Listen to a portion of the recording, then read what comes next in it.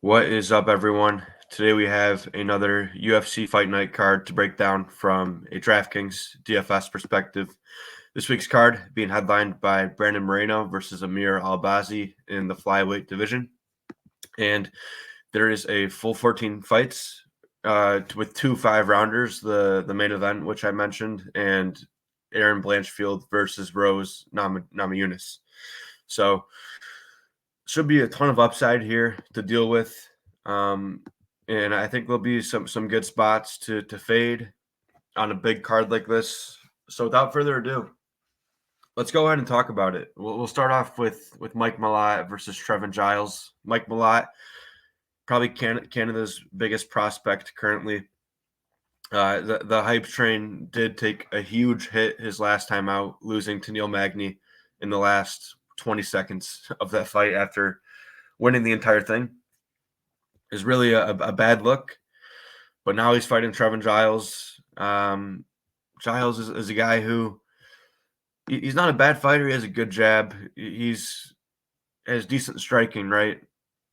The problem with him is he just seems to find ways to lose. His chin is not great. Knocked out by DDP, knocked out by Prates after winning the early moments of that fight.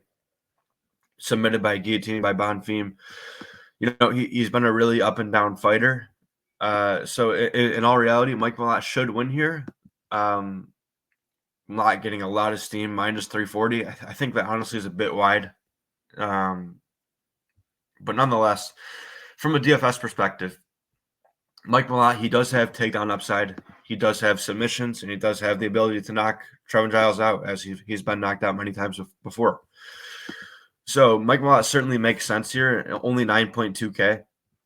Another theme I want to point out to this too deeply is there's not a lot of wide fights this week. You can see the biggest favorites are around 3-1, which is, I actually do like. I like having a lot of competitive fights, and Trevin Giles being the biggest underdog at 7K, and he's also perfectly reasonable at 3-1. So I do like that for the overall slate mechanics that there are competitive fights, at least that the lines suggest. Mike Malott, great play, 9.2K, has a lot of upside. Trevin Giles, what's his ITD line? Let's take a look here. Plus 400.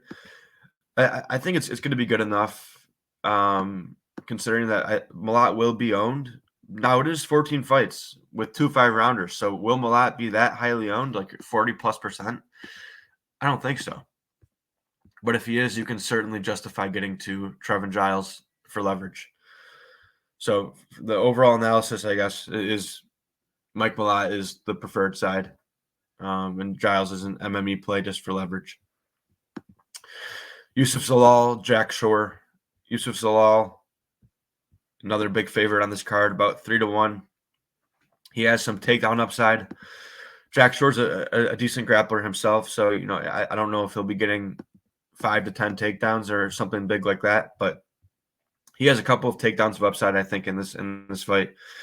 ITD line's pretty rough, plus 250. Jack Shore ITD line non-existent. Probably a pass fight overall. It's tough to say. I mean, Jack Shore, if we're assuming he wins, is it because he's somehow able to outgrapple Zalal? I mean, maybe. I don't know. So I think this fight's probably a weak fight to target overall. Maybe. Yeah, I mean, I don't know. No preferred side for me. I just think it's a pretty weak fight overall in terms of DFS ceiling.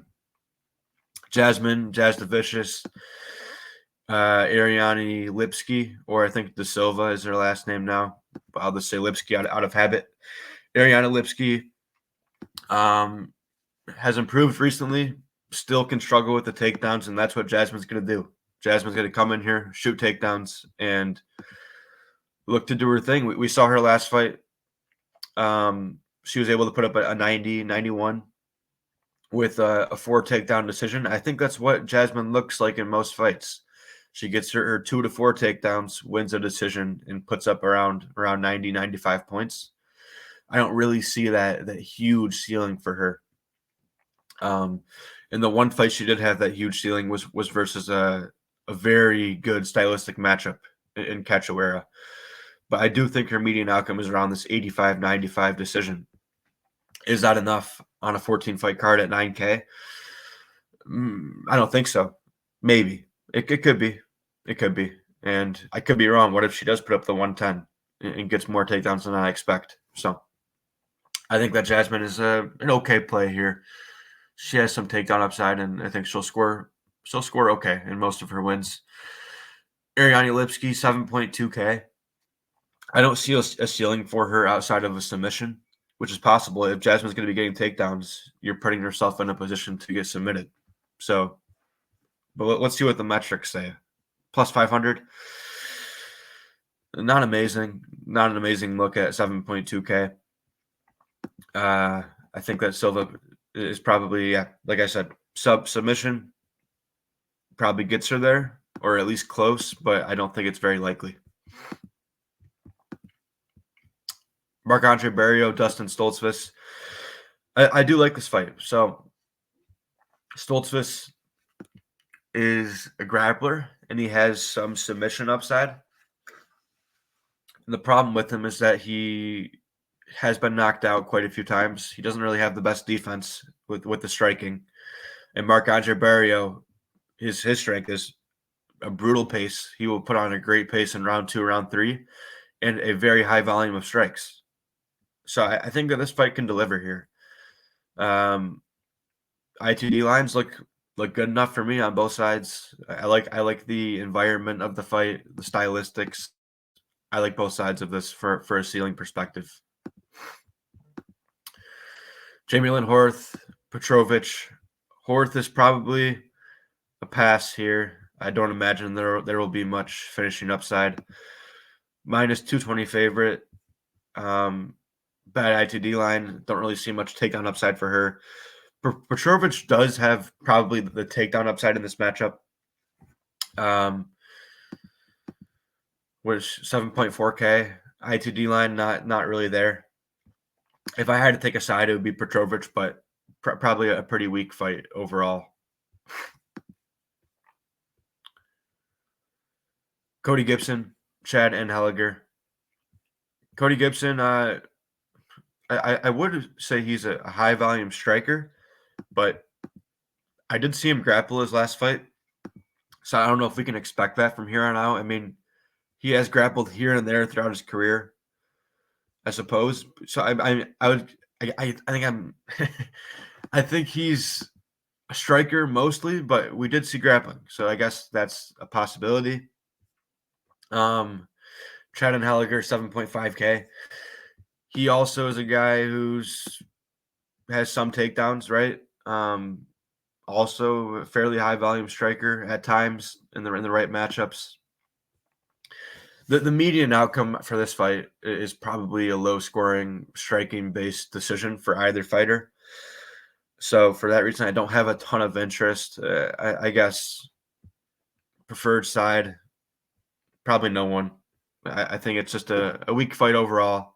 I'll play some of it, but not a lot of interest here. Moving on, we have Denise versus Derek Lewis. So this is a key fight. Derek Lewis fights, we all kind of know what to expect. He can get knockouts when he wins. I mean, his win condition is a knockout in pretty much every fight. Like you look at his game log, knockout. You know, and when he's losing, he's getting knocked out a lot of times as well. So he's a great play here. 7.6K. The ceiling with a knockout at that price is way more than good enough. 90 points, 100 points. I think that Derek Lewis is going to be a popular underdog, but for good reason. And then Denise, 8.6K. And yeah, I imagine he'll have just as good of metrics here. Take a look here real quick. Yeah, Denise by KO minus 130. So should be a heavyweight banner. Someone should get finished early and make the optimal lineup. That's my prediction. I think it's a great fight to target. CD versus Garrett Armfield. Interestingly, they have Denise and CD at the same price, which means that they have Armfield and Derek Lewis at the same price. Huh. Usually they don't do that kind of pricing. Um, Sergey Cedi, I liked what I saw from him his last fight. He did lose by a close decision, but he did look pretty sharp at it for my liking. Good boxing. He's a good striker. I really do think he's a good striker. Just came up a bit short his last fight. Garrett Armfield, he has some takedown upside. He also has some knockout upside early, I guess. But he does tend to fade as the fights go on. CD, in all likelihood, he probably will win a striking-based decision that won't score that well. But he's a guy that I'm willing to take some shots on. He'll be really low owned. I mean, you can see he's the same price as Denise, 8.6K. Just on the metrics, Denise is a complete lock compared to Sergey Cedi. Denise is minus 130 by knockout. Cedi is plus 300 ITD. So Cedi is going to be extremely low owned. And you know what? I'll take a shot on that. Maybe Cedi can get a round 2, round 3 KO and potentially break the slate. And yeah, that's something I want to do for sure. Probably get over the field on him. Garrett Armfield, I don't really love it. Bad ITD line. And I don't know. Maybe a bit of bias here, but I'm not a big fan of Garrett Armfield this week for DFS.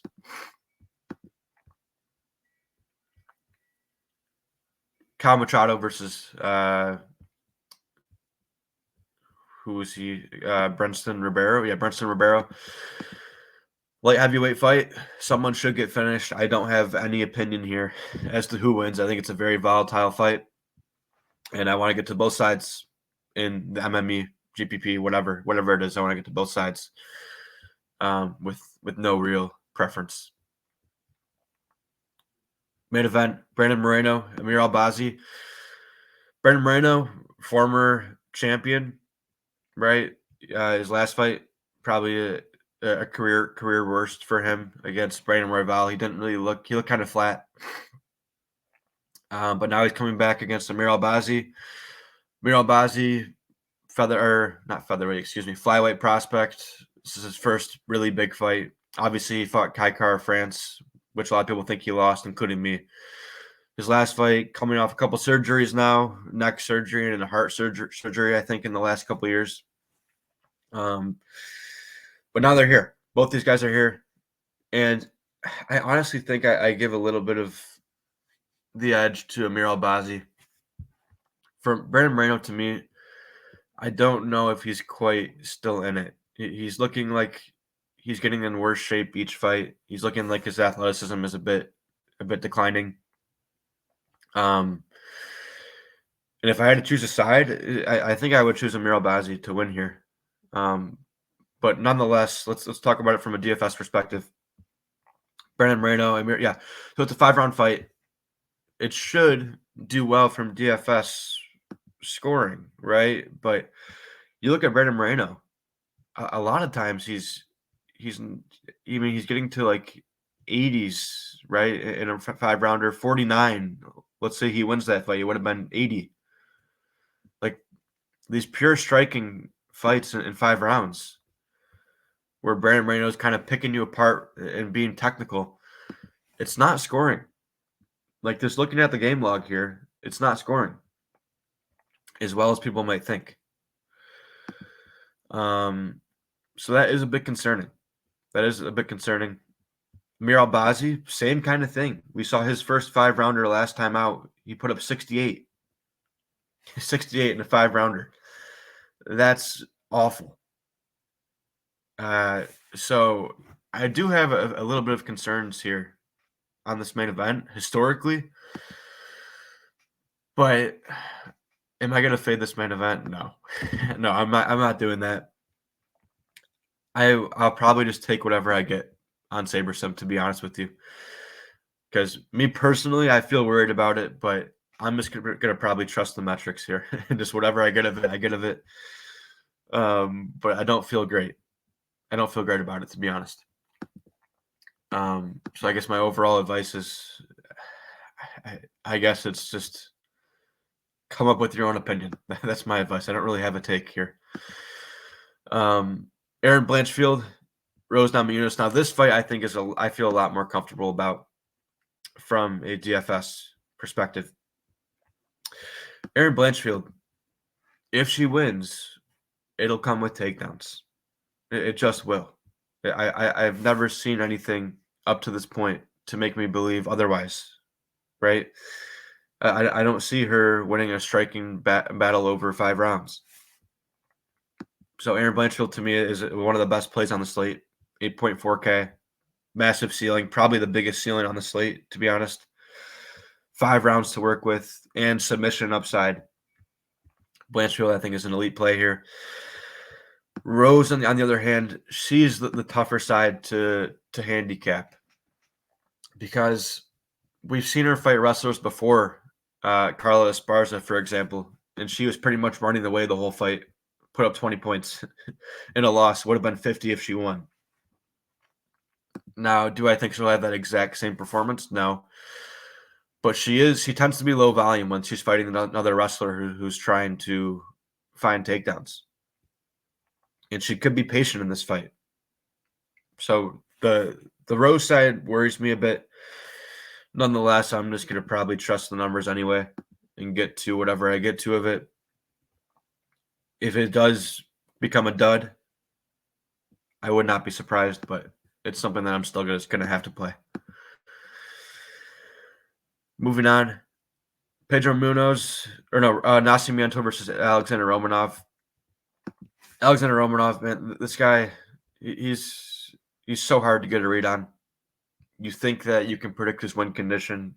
Oh, he gets a first round submission. He gets his takedowns, puts up 130 points, and then he doesn't, and then he gives up during. I don't know. He's a very hard guy to trust.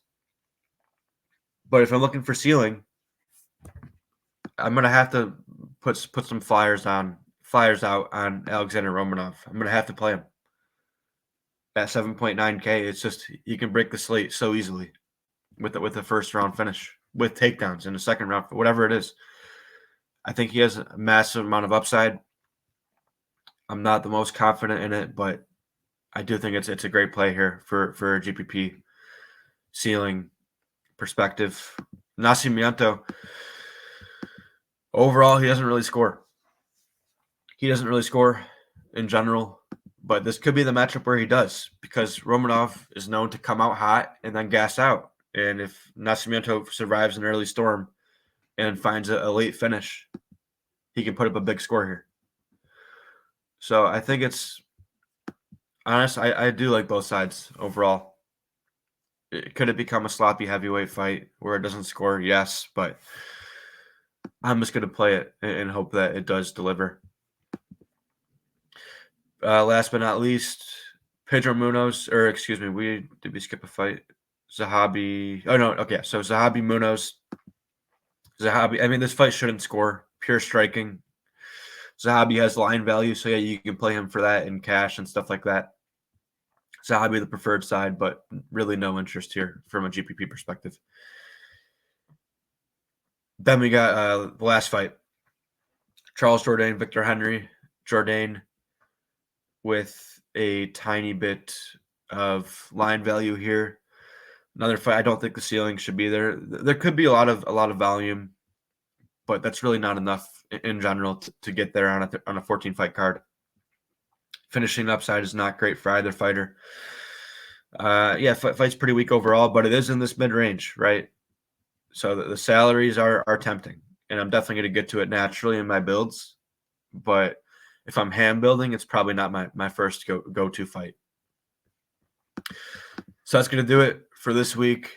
As far as a fight stack, I think this is probably a pretty awful week to do it on just because I don't have a good read on any of the 5 rounders. The Blanchfield fight, I think if Blanchfield wins, she probably puts up a ton of points, and Rose probably puts up almost no points. In the Moreno fight, I don't really know what to think of that one either. Do they both really put up enough points to get there in a fight stack on a 14 fight card? Yeah. I think fight stack is really not a great option. Besides that, I think that's pretty much it. I'll do a live stream to talk about last minute thoughts, ownerships, leverage options. Once I see the projections and everything like that, But besides that, that'll do it. Thank you guys for watching, as always, and I will see you guys in the next one.